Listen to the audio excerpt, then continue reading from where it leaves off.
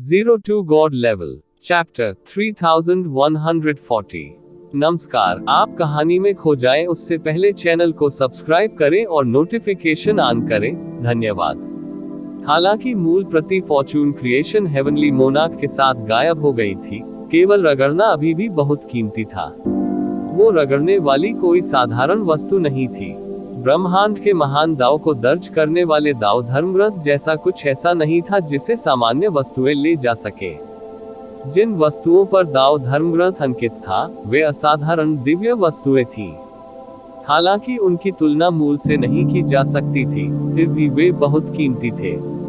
जहां तक इन Fortune divine राजवंश के विशेषज्ञों की बात है, तो दाव शास्त्र के अध्ययन के बाद उनकी खेती छलांग और सीमा से कैसे आगे नहीं बढ़ सकी। इसके अलावा फॉर्चून डिवाइन राजवंश के विशेषज्ञ फॉर्चून हेवनली मोनार्क की अनुपस्थिति में विदेशी दुनिया के प्राणियों के पलटवार का विरोध करने में सक्षम थे और उन्हें बाहरी दुनिया में प्रवेश करने से मजबूती से रोक दिया था। बाद में फॉर्चून गॉड राजवंश उथल पुथल में था और दाव धर्मग्रंथ के ये अंश खो गए थे। अब फॉर्चून गॉड राजवंश में दाव धर्मग्रंथ का केवल एक ही अंश बचा था। कुछ ने कहा कि यह स्वर्गीय ताओवाद के हाथों में पड़ गया, जबकि अन्य ने कहा कि यह विदेशी प्राणियों के हाथों में पड़ गया। तमाम तरह की अफवाहें थीं, लेकिन किसी के पास सटीक जवाब नहीं था। यदि किसी ने इसे प्राप्त भी कर लिया तो भी कोई इसे स्वीकार नहीं करेगा। ये बताने की आवश्यकता नहीं है कि दाव धर्मग्रंथ का रटना कितना महत्वपूर्ण था। हालांकि यह एकमात्र प्रति नहीं थी, ये लगभग वहां थी। दाव धर्मग्रंथ की ये रगड़ व्यक्तिगत रूप से भाग्य निर्माण स्वर्गीय भगवान द्वारा बनाई गई थी। उसके बाद स्वर्गीय गुरु भी दाव धर्मग्रंथ का एक और खंडन नहीं कर सके। शायद ऐसा इसलिए था क्योंकि वे पर्याप्त रूप से मजबूत नहीं थे, या शायद ऐसा इसलिए था क्योंकि उनके पास मूल दाव शास्त्र का अभाव था। इसलिए दाव धर्मग्रंथ की ये बची हुई रगड़ वे वस्तुएं बन गईं जिन्हें अनगिनत लोगों ने गुप्त रूप से खोजा। अफवाहों के बीच एक अफवाह थी कि पान तियान तियान आदरणीय ने दाव धर्मग्रंथ की एक रगड़ प्राप्त की थी। इसलिए वह अपने शाही दाव को आसानी से काटने और कानूनों को फिर से विकसित करने में सक्षम था। अंत में वह न केवल सम्राट बन गया, बल्कि वह एक कदम आगे बढ़ गया और तूफानी समुद्री क्षेत्र पर प्रभुत्व करते हुए एक स्वर्गीय स्वामी बन गया। हालांकि यह अफवाह अंततः एक अफवाह ही थी। किसी ने इसकी पुष्टि नहीं की थी क्योंकि पैन तियान तियान आदरणीय को सील किए जाने तक इससे अधिक सटीक खबर नहीं थी। केवल ये जिवेन को पता था कि यह अफवाह सच थी क्योंकि दाव धर्मग्रंथ का शिलालेख ये जिवेन के हाथों में गिर गया था। ये पता चला है कि दाव धर्मग्रंथ के पत्थर के शिलालेख की उत्पत्ति इतनी अद्भुत है। ये जिवेन थोड़ा उत्साहित हुए बिना नहीं रह सकी। दाव धर्मग्रंथ का पत्थर शिलालेख वास्तव में फेट क्रिएशन हेवनली लॉर्ड द्वारा मूल दाव धर्मग्रंथ का हिसाब था। ये खबर काफी चौंकाने वाली थी। अतीत में भाग्य निर्माण स्वर्गीय भगवान भाग्य को नियंत्रित करने के लिए मूल दाव शास्त्र पर भरोसा करते थे। अंत में वह दुनिया भर में छा गया और कई विदेशी विशेषज्ञों का दमन करते हुए फॉर्चून गॉड राजवंश की स्थापना की। दाव शास्त्र की शक्ति स्पष्ट थी, लेकिन रगड़ निश्चित रूप से मूल जितनी शक्तिशाली नहीं थी। अन्यथा स्वर्गीय प्रभुओं का भाग्य बहुत होगा। लेकिन फिर भी दाव धर्मग्रंथ का शिलालेख काफी कीमती था। दाव धर्मग्रंथ ये जिवेन को स्वर्गीय मास्टर क्षेत्र में कदम रखने में भी मदद कर सकता है। यहाँ तक कि पैन तियान तियान आदरणीय ने भी इस वजह से स्वर्गीय आदरणीय क्षेत्र में कदम रखा था, उसे तो छोड़ ही दे। ये जिवेन ने यह नहीं सोचा कि वह किसी से कमतर है। कोई आश्चर्य नहीं कि अधिपति गुई युआन इतना उत्तेजित था। पता चला कि इसके पीछे कुछ ऐसा ही रहस्य था। अभिलेखों के साथ दाव के बाद पत्थर के शिलालेख, विश्व, मानव जाति, दाव, मानव जाति, मानव जाति, दाव, सृष्टि और सम्राट मानव, दाव। दाववादी धर्मग्रंथ के अभिलेखों के बाद शेष जानकारी मानव जाति के बारे में थी। ये जानकारी दाव धर्मग्रंथ के शिलालेख के अभिलेखों से कहीं अधिक विस्तृत थी।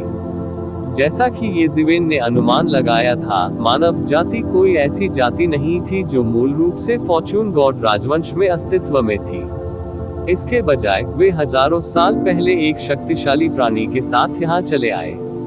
और जानकारी के मुताबिक ये शख्स सूर्यवंशी था। ये जिवेन को उम्मीद नहीं थी कि सूर्यवंशी ही वह व्यक्ति था जो मानव जाति को फॉर्चून गॉड दायरे में लाया था। स्वर्गीय सम्राट फक्सी, पृथ्वी सम्राट शेनॉन, मानव सम्राट जुआनवान, तीन की तुलना में मानव जाति के पूर्वजों में से एक के रूप में संप्रभु, 5 सम्राट और यहाँ तक कि किन सम्राट सूर्यवंशी निस्संदेह बहुत कमजोर थे। लेकिन मानव जाति के पूर्वजों में से एक के रूप में सूर्यवंशी का योगदान स्वयं स्पष्ट था। उन्होंने एक विद्रोह में मानव जाति का नेतृत्व किया और राक्षस जाति और दानव जाति के शासन से स्वतंत्रता की प्रस्तावना खोली। असंख्य स्वर्गों और लोकों में ये जिवेन ने सूर्यवंशी की लकड़ी भी देखी थी, जिसके बारे में कहा जाता था कि जब वह आग जलाने के लिए लकड़ी खोदता था तो वह पीछे छूट जाती थी। सूर्यवंशी के फॉर्चून गॉड दायरे में आने के बाद मानव जाति फॉर्चून गॉड दायरे में फैलनी शुरू हो गई। सूर्यवंशी के बाद कई सम्राट फॉर्चून गॉड दायरे में प्रकट हुए, जिन्होंने मानव जाति की स्थिति को पूरी तरह से मजबूत किया। हालांकि वे प्रथम श्रेणी की दौड़ नहीं थे, वे पहले ही उस अनिश्चित स्थिति से बच चुके थे जिसमें वे शुरुआत में थे। इसलिए सूर्यवंशी ने फॉर्चून गॉड दायरे में मानव जाति के बीच प्रतिष्ठा का आनंद लिया। उन्हें मानवता के प्रथम पूर्वज के रूप में जाना जाता था। जैसे जैसे समय बीतता गया, मानव जाति के पदचिह्न पूरे फॉर्चून गॉड राजवंश में भी फैल गए। हालांकि मानव जाति की पैतृक भूमि फॉर्चून गॉड राजवंश के पूर्वी डोमेन में स्थित थी। गुजो पर्वत, ये जिवेन ने भौहें चढ़ा दी। वह इस नाम से अपरिचित नहीं थे। असंख्य स्वर्गों और लोकों में गुजो पर्वत के बारे में कई किंवदंतियां थीं। किंवदंतियों में गुजो पर्वत वह स्तंभ था जो स्वर्ग को सहारा देता था।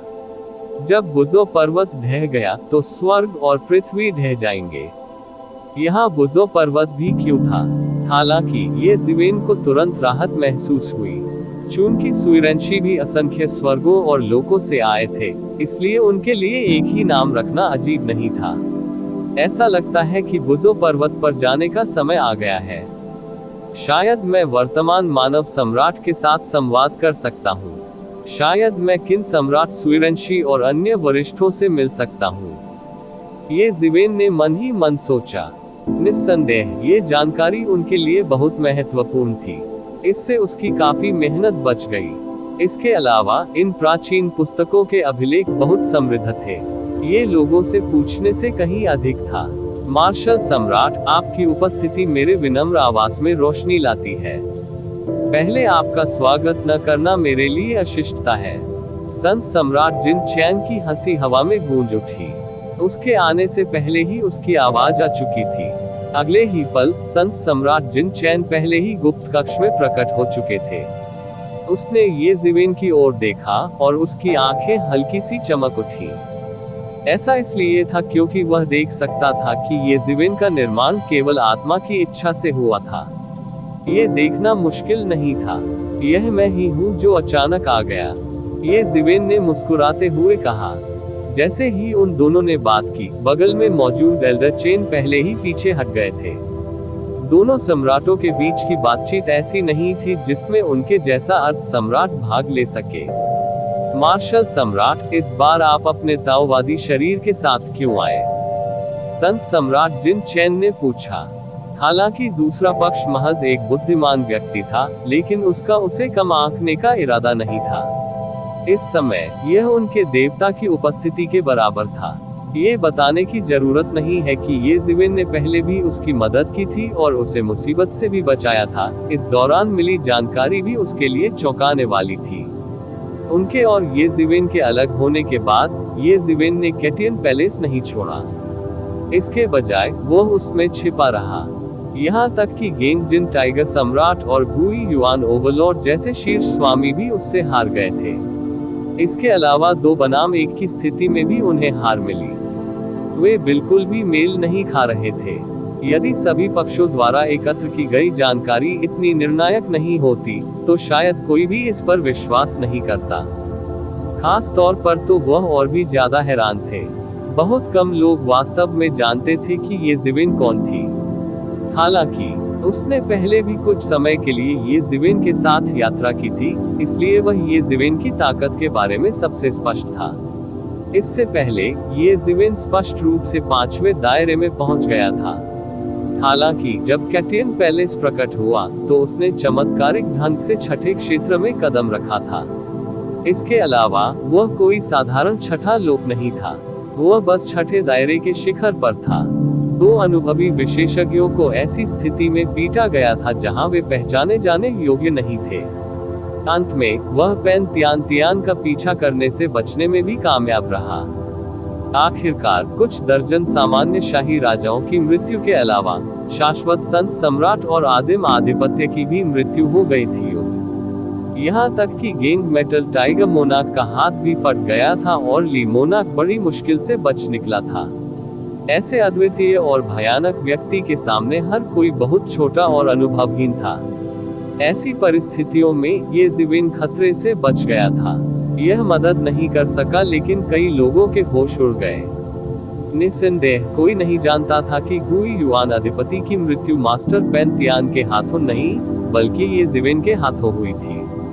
यदि ये जिवेन ने इसकी घोषणा नहीं की होती तो मास्टर पेन तियान बाहर आकर कुछ भी नहीं कहते।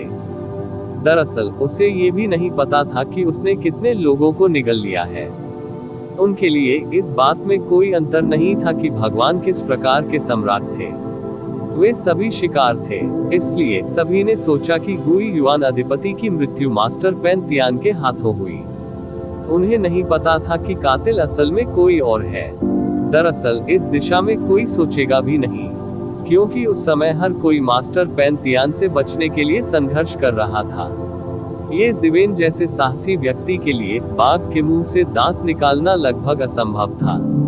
ऐसा इसलिए था क्योंकि वे उस समय की स्थिति का विवरण जानते थे कि अब कोई भी ये शिवेन के साथ नौसिखिया जैसा व्यवहार नहीं करेगा।